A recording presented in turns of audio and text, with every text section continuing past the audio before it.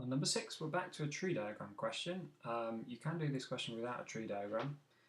You could do this as an and or probability question, but those are just tree diagram questions really.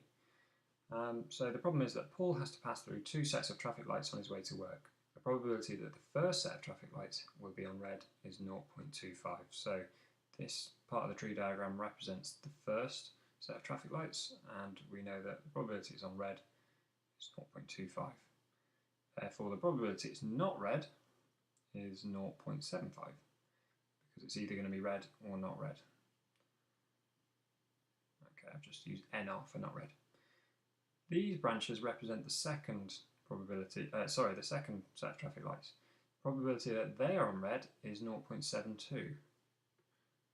So the probability they are not red is 0.28. And that's the same. Doesn't matter whether the first set were red or not red. Okay, what is the probability that at least one of the sets of traffic lights is on red? Well, I'm just going to work out all the probabilities here and then show you two different ways of doing this.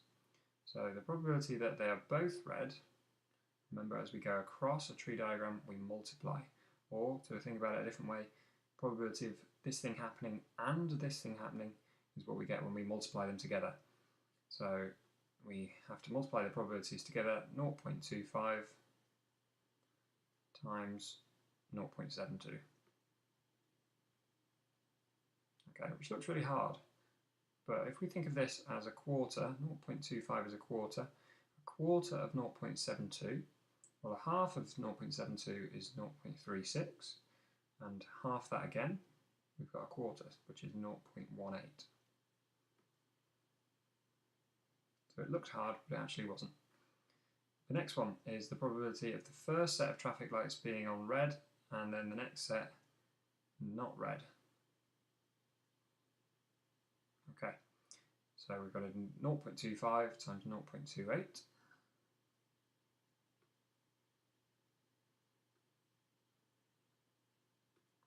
So a quarter of 0.28 is 0.07.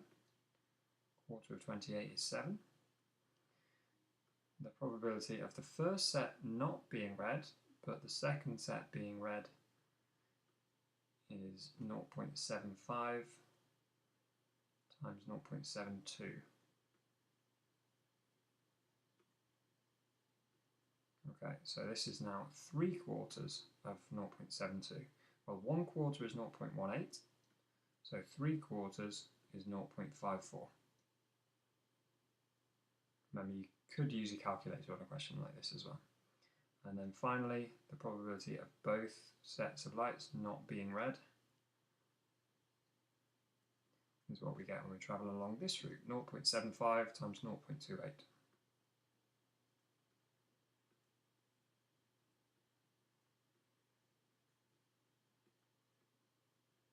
Okay, so 3/4 of 28 is 21, so it's 0.21. Okay, and you should notice that all of these probabilities add up to 1, because one of them has to happen. Now, the question asked us for the probability that at least one was red, so we have to add up anything that gave us a red light. So this one, and the top one. I'm just going to put a star next to the ones we've got to add up. Okay, so I'll just put P at least one red.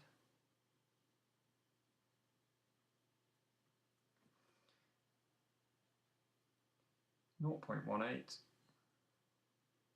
plus 0.07 plus 0.54.